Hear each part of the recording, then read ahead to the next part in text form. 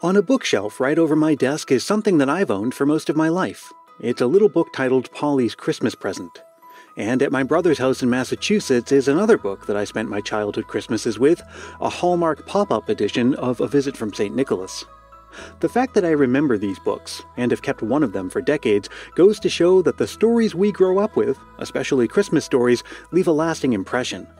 They're part of the story of our lives, and how we experience and enjoy and remember the season. They become treasured keepsakes, and later we pass them on to the next generation. That's when they become not only stories, but also traditions. But what happens when it's the other way around? When a tradition goes on to become a story? Well, today we find out. Oftentimes here on Christmas Past I narrate Christmas stories, but the majority of the time they're much older stories, and stories for an older audience. So I'm excited to break tradition today and do exactly the opposite. Today I'll be reading you Festival of the Elves, a more recent story by Holly Figgyworth. It's a story for the whole family about how elves celebrate the season and how two elves decided to share that celebration with humans. After the story, I'll be talking with someone named Angeli Elliott, who knows Holly Figgyworth very well. Parents may or may not want to listen to that part of the show with younger listeners, but Angeli will share how the story came into being and how you can bring a little elfin magic to your family's Christmas. But first things first. If you're ready for story time, let's imagine a festively chilly scene at the North Pole, somewhere north of Jolly Point and west of Sugar Plum Ridge, and meet two elves who are about to embark on a magical adventure. It's Festival of the Elves by Holly Figgyworth.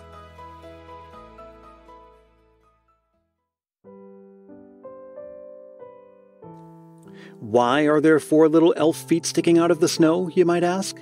Well, one pair of boots belongs to my brother Noel. The other pair are mine, Holly. This was how our Festival of Elves adventure started on that twinkly, swirly, snowy night. But before I can tell you that tale, I must first tell you about our grandpa, Norris Figgyworth.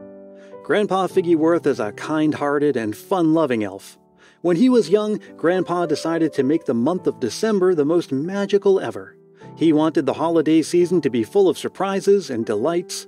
Grandpa called his idea Festival of the Elves. Every night in December, Grandpa Figgyworth left funny little notes and sometimes trinkets for his family, friends, and neighbors. As he delivered each note, he would say with a little half-smile, a wiggle of his left eyebrow, and a waggle of his right ear, "The magic around you is the magic you make." Over the years, the Festival of the Elves tradition grew and grew, with elf families leaving notes and trinkets for other families all over the North Pole. My little brother Noel and I loved it so much we thought it was a shame that only elves got to enjoy the tradition. After all, everybody could use some extra magic, right? So we visited the Elder Elf Council. The Elder Elf Council listened patiently as we explained that we wanted to share the Festival of the Elves with humans. "Holly, I'm sure the humans would love Festival of the Elves," said Eggnog, the eldest elder elf. "But elf magic is in limited supply, and if you use your magic to visit humans, you might not have enough magic to get back home." I trusted in Grandpa's belief that when you do something special for someone, magic grows. Finally, the Elder Elf Council reluctantly agreed to our dangerous mission. "Holly and Noel, we'll let you try it with one family," Eggnog said, "and we'll hope for your safe return." Noel made sure that we had everything we needed. Magic meter? Check. Tools? Check. Magic paper and pen? Check. Tiny dust? Check. Okay, we're all set. We buckled our boots, clicked them together, spun in the air, and poof. We landed in a pile of snow with our feet in the air and totally lost. We used all our magic to travel here, and now our magic meter was at 0. There was no magic anywhere. Then, with a twinkle in his eye and a wrinkle of his nose, Noel said, "Don't forget, the magic around you is the magic you make. We can still make magic here." I knew my brother was right. I grabbed his hand and we walked to the twinkling house in the distance. The name Puddington was written on the letterbox. We used just enough tiny dust to shrink ourselves itty-bitty and then tiptoed into the cozy home. Hiding on top of the tallest bookcase, we got to know the family. We learned that Olivia was a twirly type of girl who danced from room to room.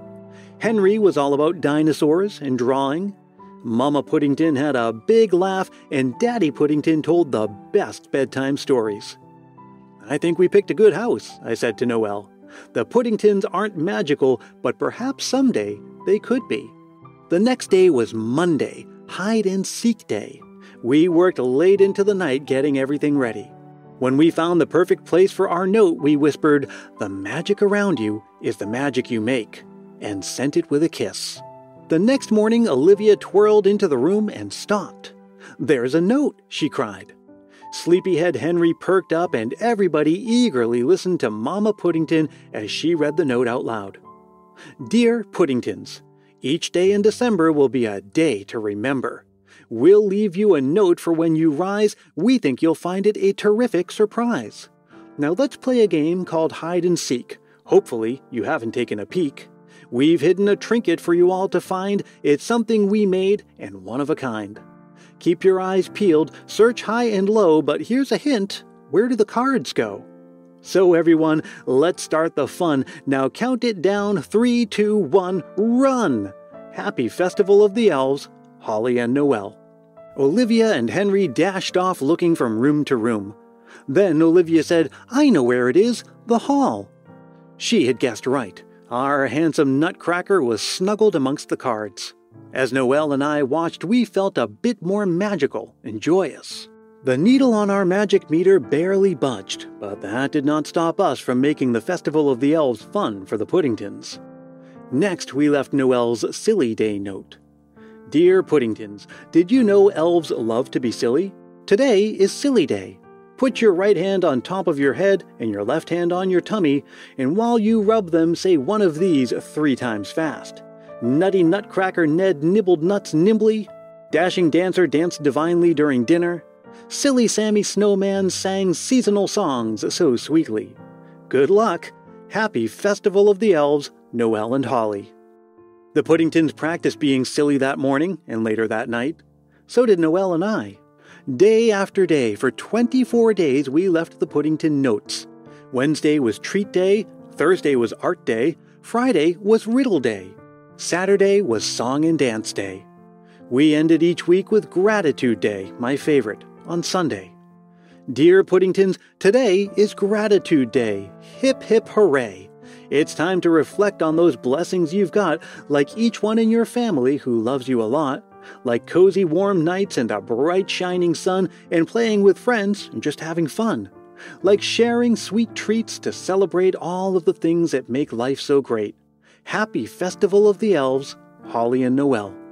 And just when we thought we couldn't possibly be cheerier, we saw something amazing. Olivia and Henry decided to make magic for their own friends and wrote a Festival of the Elves note. I started to feel a tingle. It started in my toes and then spread to my ankles, knees, belly button, all the way up to the tips of my ears. Magic! The Puddingtons were making magic. Our magic meter vibrated and the dial went crazy. We started to float up and up and up, feeling all the merriment around us. Our boots spun us around, and then, poof, we were home. For many years afterward, we left notes and trinkets for the Puddington, and it warmed our hearts to see them bring our elf tradition to their friends and family. These days, many of our friends have joined us to spread a little bit of magic around the world. As our Grandpa Figgyworth loves to say, the magic around you is the magic you make. It happens when you give more than you take. It grows and swirls all around, just like the snow that never touches the ground. And before you know it, you're lost in its bliss, and it all starts with a note sent with a kiss. So remember, my friend, as long as you try, the magic around you will launch your heart to the sky. Happy Festival of the Elves.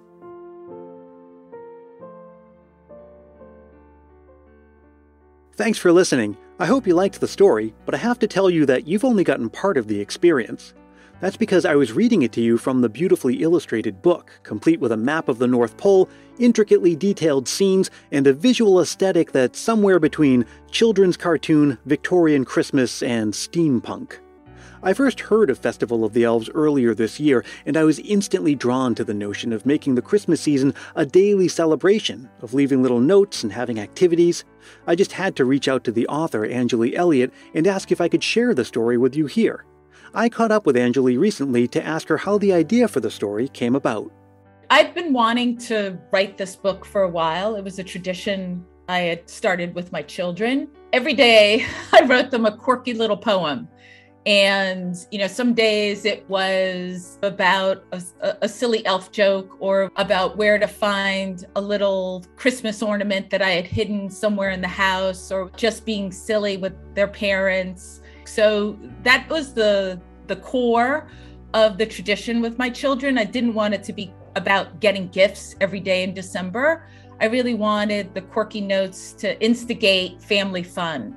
And I always wanted to make the tradition into a story.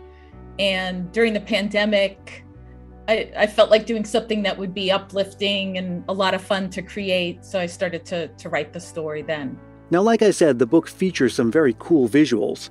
And while we only hear about a few of the elves in the text, we see several in the book, and get a sense of the quirky traits of the elves who populate this story. I asked Angeli if she had a favorite character. I think Holly is my favorite character.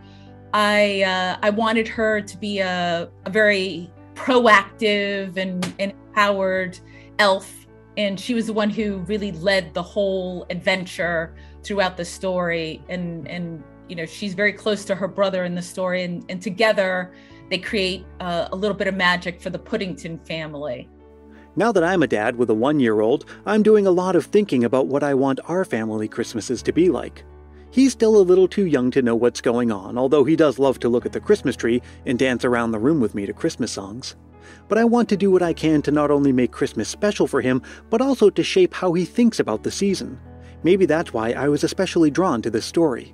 The goal of writing the book was to focus on the celebration of Christmas, the season, and how to make it very family oriented. I've never liked the concept of naughty or nice. I never did that with my children. It's kind of a negative spin on Christmas. What I wanted the season to be about was celebration through family activities and through acts of thoughtfulness to each other and to others, making little gifts for others, or drawing gifts for their grandparents, or just, playing together as a family. If you want to bring some of that elf celebration to your home, you should check out festivaloftheelves.com. It's a free website. You register on the website, and through the registration, you get access to elf notes. You can download 24 elf notes. Elf notes are themed. So Monday is treat day, Tuesday is silly day, Wednesday is riddle day, Thursday is art day, Friday is song and dance day, Saturday is hide and seek day, and Sunday is gratitude day. We also offer a calendar of events to kind of help parents figure out what note they could put out on which day. Besides the free elf notes, families will also get a coloring book there. They can read elf profiles. There are quite a few cute little stories to read there, and I think families will enjoy, the children might enjoy all the profiles as well. And of course, you can also buy a copy of the book there. Do check the show notes for this episode for links to the website and social media for Festival of the Elves. I'll be back again before you know it with an all-new episode. Until then, let me remind you that Christmas Past is produced in wonderful Willow Glen, California by yours truly, Brian Earl. Thanks again to Angeli Elliott, and thank you as always for listening. It's never too late to share a Christmas memory to appear in an episode later this season. Just record yourself speaking into your phone's voice memo app and send it to christmaspastpodcast@gmail.com. Keep it reasonably short, clean and family-friendly, and be sure to say your name and where you're from. Let's stay connected all season long. You can find me on Facebook, Twitter, and Instagram, and join our private Christmas Past Facebook group if you haven't yet. And if you're really feeling the Christmas spirit, why not help more people discover the show? It's as easy as telling a friend about it or leaving a review on Apple Podcasts. If you do leave a review, I'll send you a Christmas Past sticker, and a handwritten Christmas card is my way of saying thanks. Reach out for details on that. I hope you're having a wonderful Christmas season so far, and I look forward to spending the rest of it with you. Until we meet again, may your days be merry and bright.